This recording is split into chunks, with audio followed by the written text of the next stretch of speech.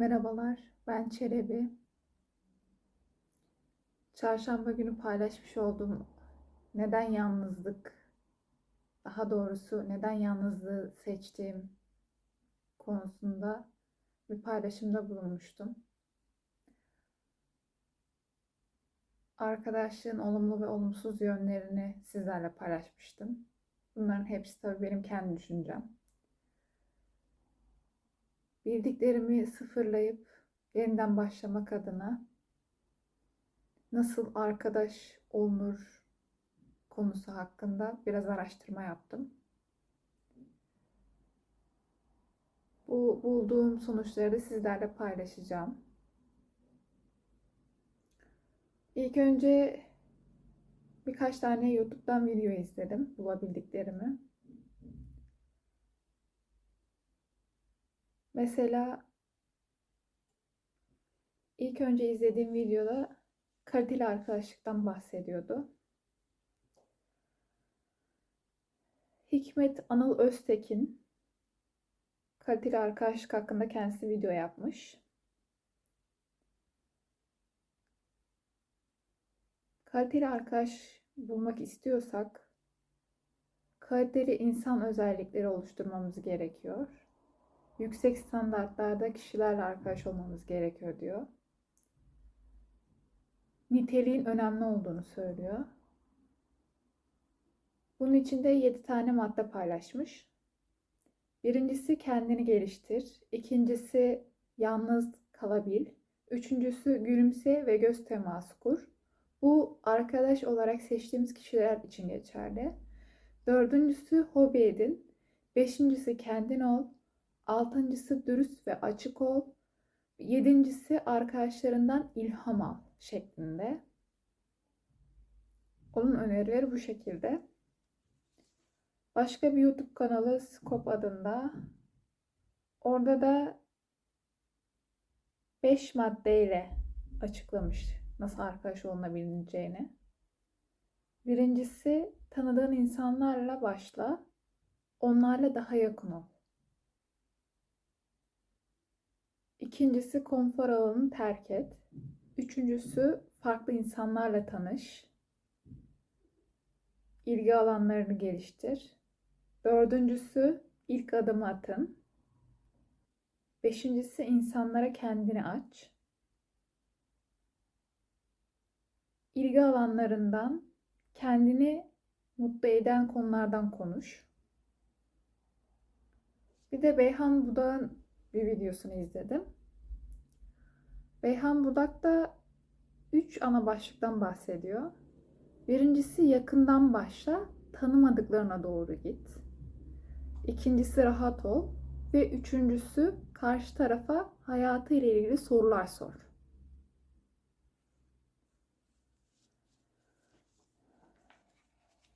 Bir diğer bulduklarımsa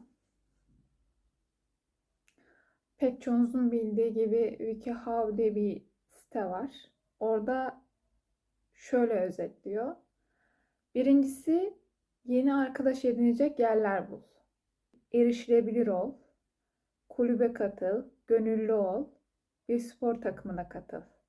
İkinci maddesi ilk adım at. Konuş, göz teması kur ve gülümse. Bir sohbet aç. Kendini tanıt. Tabii bunu sohbet sonunda yapıyoruz. Bir şeyler yapmayı teklif et. Buluşma ayarla. Ortak ilgi alanları bul. Şeklinde. Başka bir sitede de şöyle bir şey vardı. ayçakaraman.com'da gördüm bunu. 1. Gülümse. 2. Selam ver. 3. Bir konu aç. 4. Dinle ve sorular sor. 5. Buluşma teklif et. Ayça Karaman'ın paylaştığı bu 5 adım daha çok yetişkinlere yönelik bir paylaşım. Ayrıyeten de videoların birinde bir tane uygulamadan bahsedilmiş. YouTube'da izlediğim videoların birinde. Meetup, belki duymuşsunuzdur. Gerçek hayatta grup buluşmalarını kolaylaştıran bir sosyal ağ. ortak ilgi alanları olanları bir araya getiren uygulama. Fakat ben bu uygulamayı biraz araştırdım.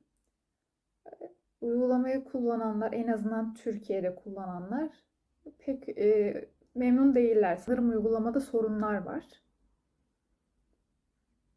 O yüzden çok sıkıntı yaşayan olmuş. Kimisi çok güzel yorum yapmış ama çoğunlukla benim gördüğüm olumsuz yorumlardı. Tabii bunu uygulamayı kullanmadan bilemeyiz. Yani ben sadece okuduğum yorumlardan bahsediyorum. Kısaca özetleyecek olursak, eğer iyi bir arkadaşlık kurmak istiyorsak yapmamız gereken adımları ben kendimce özetledim. Okuduğum, izlediğim şeylerden yola çıkarak. Birincisi, tanıdığın insanlarla başla. Tabii tanıdığımız insanlarla görüşürsek bu bizi strese girmekten kurtarır. Tanıdığın insanlarla başla. Sonra onların çevresindeki insanlarla arkadaş ol. Ardından yabancı insanlarla tanış.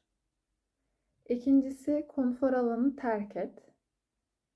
Üçüncüsü, bir hobi edin. Dördüncüsü, ilk adımı at. İlginizi çeken kişilerle konuşun ve iletişim bilgilerini alın. Beşincisi, konuş, göz teması kur ve gülümse. Tabii bu ilginizi çeken insanlarla. 6. Rahat ol, kendin ol. 7. Ortak ilgi alanları bul. Ortak ilgi alanları insanları yakınlaştırmakta gerçekten etkili. 8. Buluşma ayarla.